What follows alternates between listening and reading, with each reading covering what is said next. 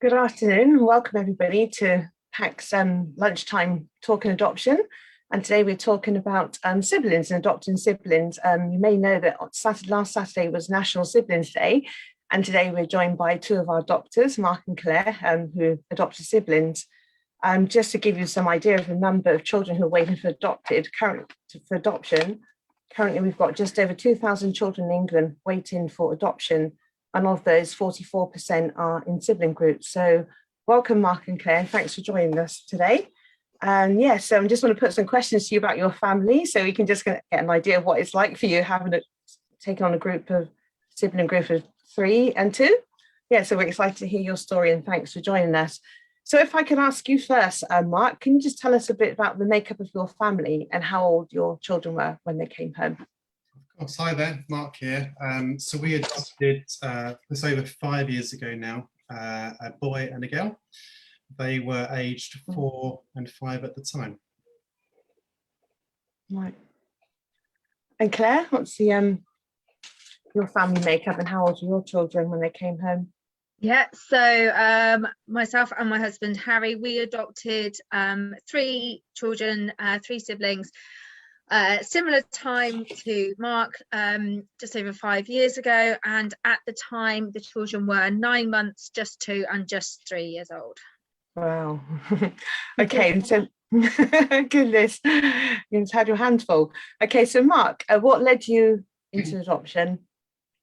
That's a good question. So we are a male couple, and I think at the time we had lots of conversations about having children. We went to different events, quite often seeing PACT there with kind of their warm and friendly smiles, and we just felt really kind of comfortable with PACT, and found out more information about adoption through them. And I think also we probably wanted to give a forever home to children that had pretty much a rough start to life, and otherwise perhaps wouldn't have had a home. So I think that's kind of led our conversations and process into adoption. Wonderful. Okay, how about you, Claire? Yeah, ours was an infertility issue, so many years of IVF treatment and obviously failures with that, and then we still very much wanted to be parents, and adoption really was, you know, the process moving on from that to follow for us. And yeah, and like Mark said, you know, sort of look around and see you know, who you might want to adopt with, and we felt very comfortable with PACT and all the information, so yeah, there we are. Yeah, wonderful. So, and Claire, so how did you find the process of adoption? It's rightly so. I think you have to be clear. It's really intrusive, in terms of gauging you know, if you're in a relationship, your family setup, and whatever it is. I think, you know, people could be nervous about say skeletons in your closet or your family makeup or relationships, but you know, it has to be an intrusive process given what children have gone through and the fact that they need to be placed with a secure home. That said, it was a very kind of cathartic process, you know, for us, having gone through all the infertility stuff and questioning your desires still to be parents. It was really quite nice, and also knowing what your friends and family get to say about you a little bit towards this, and how everyone wants to support you. It was actually, whilst you want stuff to happen, I think, quickly, and you think, oh, you know, we've made this decision, let's do it. Stuff does happen quickly in the right time, if that makes some sort of sense for everybody. You know, you have to follow all the right processes, and there are little hiccups and little delays along the way, but ultimately when your children are placed with you, it all kind of pales into insignificance, really. So yeah, it was an interesting process, let's say. Yeah. Okay, how did you find it, Mark? Yeah, similar to Claire, I think it is quite intrusive, but I really enjoyed it. I think, you know, even from the information evening, having another adopter there to kind of inspire you, having the kind of one-to-one sessions with your social worker, then come into your house. I mean, it is quite intrusive, but I quite enjoyed the process of that. I think we found out a lot about ourselves and our partners and your upbringing and your childhood, and then that kind of connection with then my parents and my family. The training was superb, meeting other prospective adopters like Claire. I think that was really key, actually, that you've got a really good understanding of maybe the background where your children would be coming from. So what trauma have they been through? What attachment difficulties may they have? And I think that was really key. But again, you've got a social worker holding your hand pretty much throughout the process, which again, you know, is really valuable. Wonderful. Okay, so Claire, so you must have had a picture in your head of your family before you started the process. I mean, what was that like, and how did that change for you? Yeah, before you make the decision to become parents, we thought siblings. Then we went through obviously with the IVF process, and it gets to the point where you think, don't care, just one. But then with the adoption, you get a chance to readdress what your ideas and thoughts were. My husband's one of 3, I'm one of 2. We didn't want to go through the process multiple times, but knew that we wanted multiple children. So really, siblings was a really easy decision to come to. Like Mark said on the information evening, we actually had the pleasure of meeting a couple who adopted 3 children, really similar ages. In fact, to ours when we adopted, and it is really inspiring, and it makes you think, well, we can do that. You don't, I think, realize the number, like you said, given the figures beforehand, the number of siblings that are in care and need a home. And when you start understanding that, and actually with your training and the benefits of positive relationships with siblings, and also giving children that continuation in their life of staying as a sibling group is really so important. So actually it just became such an easy decision to go forward with sibling. And how about you, Mark? What pictures did you have in your head of your family before you started the process? That's what it would look like. I think for us it was pretty similar, actually. I think a bit like Claire, I think we probably wanted more than one child, and you know, going through that process again, and you know, why not go for a sibling group? And I think we were probably quite open, to be honest. Although I do remember in the training that they get you to make models of your children potentially, and actually our children are quite models. So you know, we did want a boy and a girl of a kind of similar age, and that's what we kind of got. But again, going through that process, looking at the profiles coming through, we were quite open-minded to different groups during that time. Okay. All right then. And so, Claire, how did you find the linking and matching process once you just, because you said kind of through the process you decided on siblings, and then how did you actually find the linking and matching process? Interesting. So once we were sort of going through being shown different profiles and actually sort of coming to those more nitty-gritty decisions about sort of digging in and choosing which children you wanted to look further into their profiles, and then thinking, right, okay, these are going to be the ones. It's exciting but scary, because you may be waiting for something to not go to plan and other things, but actually I think that's because we knew we loved our babies, and from the moment we saw their profile that we knew they had to be our children. And this is where I try not to cry, because I'm a bit of a cry, but it does get really exciting, you know, chatting with their social workers, sort of getting all that further information, and getting the sort of the thumbs up to go ahead, it's really, really exciting. Actually, it's the good, I say the good part, it's all good, but you kind of feel like you're starting to really make progress at that point. And Mark, how did you find the linking them out to the process with your children?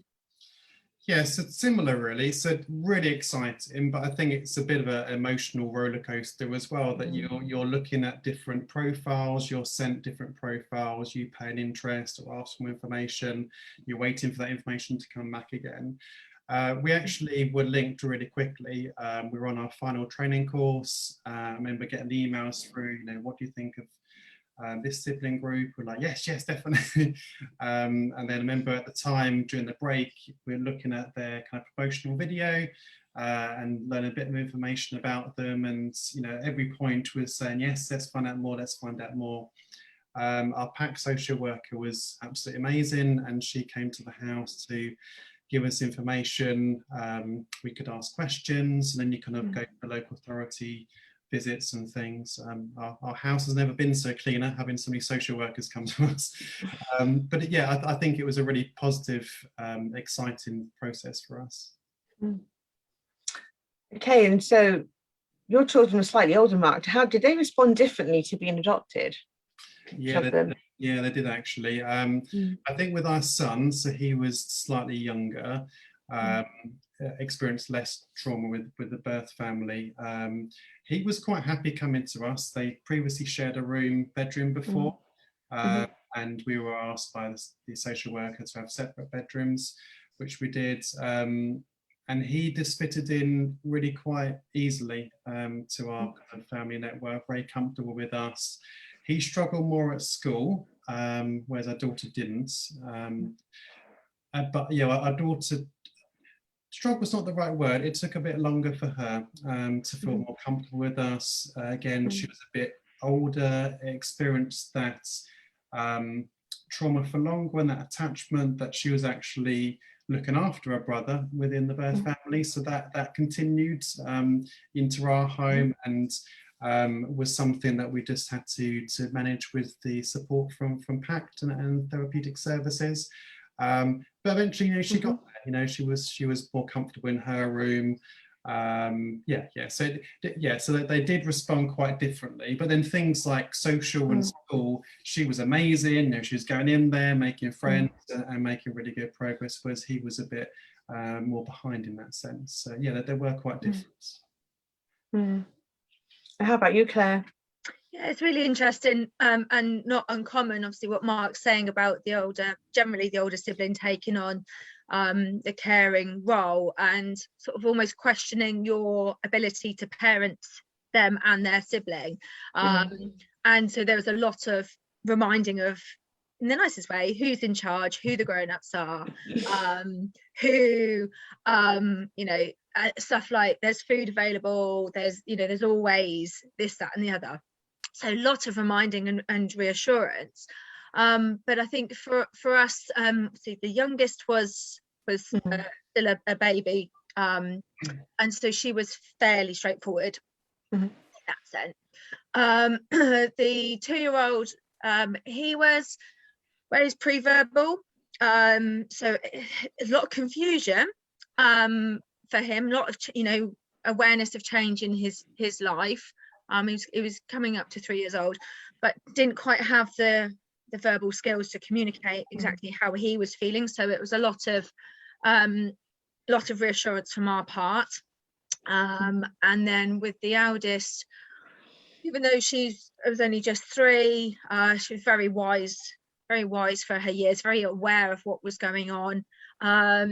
Some regression in terms of tricky behaviours, but the main thing that she wanted, and this is when we had fantastic foster carers, but when we were during the transition phase, she just wanted to be cradled and held like a baby, and she just said, "Can I get into your bed at night, mummy?"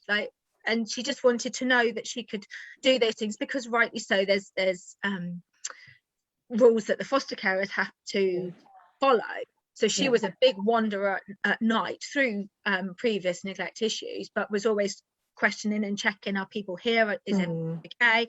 And pretty much I'd say 6 to 10 weeks she just stopped. She just stayed in her bed, and that was it. She knew what was what. She knew, okay, you know, I'm safe here and I'm okay. And if she did get into bed in that time, she'd just wriggle and then go back into her bed anyway. So yeah, so but they all go at different rates, I think, and you adjust at different rates yourselves as if you're a couple. But I think looking back, I think it was kind of, I would say naive. That's not maybe the right thing to do. I think, you know, it's going to be a whirlwind taking on a sibling group, and it's a bit of a, you know, yeah, it's a bit crazy, but you get through it and you settle, and you will find your groove fairly, you know, you get there, and you sort of look back every few weeks or few months, or you hit first anniversaries and bits, and you're like, wow, we're doing this. This is all right. Everyone's cool. So yeah. Wow, wonderful, thank you. So Mark, what's family like? What's family life like, parenting your family, your children now? What's it like? Challenging. Well, I think you know, perhaps with any siblings, you know, you've got the arguments, you've got a slight rivalry there, and I think particularly with children that have been adopted and siblings, there's the element of competing for your love, that they don't feel that they are enough, you know, for that, and it's sharing your time and your love between both your children, and slightly teaming up on you, which has been a bit interesting as well. But saying that, you know, you've almost got an instant family there, and I think, you know, their bond is so strong, and you know, even now they are quiet at the minute. You know, they're Easter holidays. You know, you're a bit limited on who you can see. The weather's not so great at the minute. You know, and they're playing together, and I think that's just really lovely that we've had lots of, you know, family days out, holidays together, and they've got each other. You know, it's just a really nice. You know, they're similar ages, but they seem to have similar things in common, and you know, a lot of the time they're just going to get on. So bearing in mind the challenges, it's just really lovely. How would you describe your family life, Claire? Chaotic, crazy, but just brilliant. I mean, like Mike said, goodness me, global pandemic, and thank goodness they've got mates to play with. So if anything, I think they've kind of, as much as they've sort of got under each other's skin a little bit, they really loved having each other. There's only 2.5 years from top to bottom, so they are very close in age and likes and stuff like that. So it's useful, whilst it can cause upset over some little things, that they're generally very good with that. It's really good. I mean, I suppose just to give some other context to people, in case they come across it in their journey, are actually part of a larger sibling group. So there have been children younger, they've got younger siblings and older siblings, and we still have contact with them. So I'm just sort of, again, just trying to give people a little bit of information if they come across this on their journeys and they think, oh, how would we deal with that? Don't be frightened of it. It's absolutely fine. And so they know everything and everyone, but we are our family of 5, and they see themselves in their own standing within our household as well. So, you know, oldest and youngest and stuff like that. So but yeah, no, it's tiring, but that's parenting, whether you've got 1, 2, 3, or I don't know, see up to 22, the other lady. But yeah, it's no, it's brilliant. Oh, wonderful. Mark, so how did you prepare your extended family for the arrival of your children? Yeah, so I think PACT played quite a key role within that. So some of them are references, like my parents, so they had that initial contact with our social worker. PACT run a friends and family course, which they went on, which I think that was really valuable. Because actually parenting adopted children is a very special type of parenting. And it's just putting that understanding across to those that be around them. And I think, yeah, just giving that different understanding of our children, and we're probably going to parent things slightly different to perhaps how you were parented and traditional parenting. Yeah, very much staggered. So obviously it's something everyone's really excited, they want to come round, but actually we need to stagger that and make it achievable for our children to be able to manage them visits. So it was kind of drip feeding, apart from my sister, who was that kind of female influence. So she was the initial kind of family member who had that initial contact with them for longer periods, and then my parents, and then our other siblings started to see them. So short visits, making them successful, and then kind of building them up over time, really. And Claire, how did you prepare your extended family? Mark, to be honest, Mark's covered it all from the PACT side of thing. So yeah, and now we live next door to my mum and dad, so there's no getting away from us all. But yeah, no, exactly what Mark said. It's just understanding the slight challenges and differences that you will potentially face at some point and on the other. Yeah. Okay. So what's your children's relationship look like now, would you say, Claire? With each other? Yes, yeah. Really strong, really strong. They are definitely a trio not to be messed with, which is fantastic though, because ours were a split placement, because they weren't sure if they would be able to place 3 children together, and so our son went from being the youngest in his foster care to being the middle child. So there was some resentment to his baby sister, and so sort of dealing with all those problems as they sort of grow up and form into each other's as the baby kind of grew up and then became more interesting to them. But now they're really tight. Yes, they fight, of course they fight, but that's also good, because they make up, that they stick up for each other. They know, like I got to before, they know their history. They know exactly where they've come from. They know who's who. They know what they can talk about it, and then the next thing it's what's on the TV. It's not a drama, it's not a big deal unless it needs to be explored further with them. But no, they're and it's not sound cheap, but they know they're lucky to be together as well. They know, and they know that they've got a family that have kept as much of a family together as possible.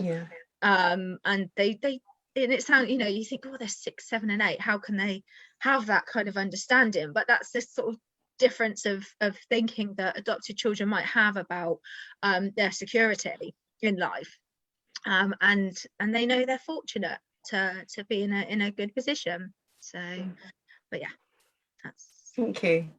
And Mark, so what's your children's relationships like with each other? Yes, so really, really strong. I'll give you a couple of examples. So our daughter's been going out for the day or see friends and family, and we're like, okay, to our son, let's have a boys' day in, or we're going to do this together. And next minute I see he's on the phone to his sister. It's just like they've got such a relationship that he's like, oh, I'm doing this, I want to share that with her.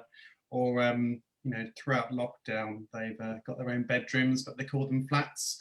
So they do like little sleepovers in each other's flats.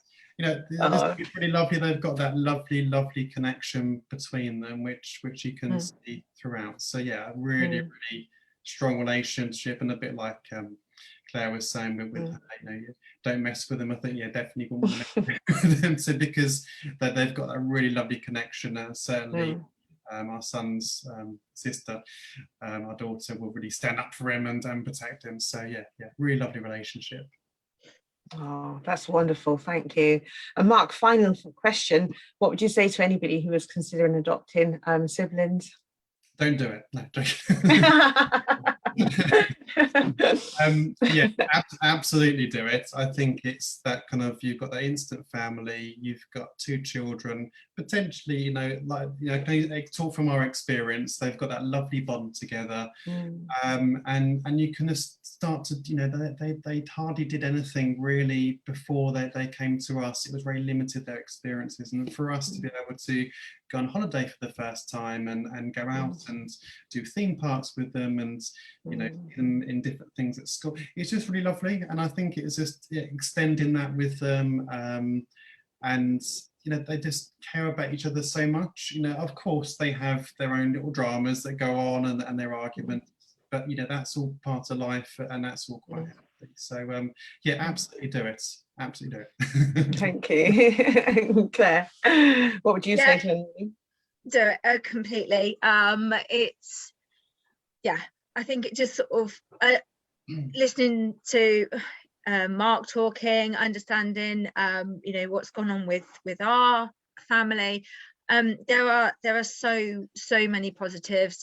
You know, as long as the children are happy together, they will be happy with you together, and they will flourish. And it just gives, you know, they'll be their longest mates, you know, from their childhood to their adulthood. You know, I'm not going to be there when they're 70 something, maybe, you know, but their siblings are, and to have, you know, that constant in your life is very special. So so do it. Oh, wonderful. Thank you so much, both of you, for giving up your time today to share your experience. I really appreciate it. Sounds like you're doing an amazing job. Thank you. So thank you for joining us today. And if anybody wants to find out more, there's lots of information on our website. You can scan codes up there. It's pactcharity.org, or you can call our inquiries team. And also on the website, there's a list of our virtual information events that you can sign up to and find out more. So thank you both of you for joining us again, and thank you. Thanks. Thank you.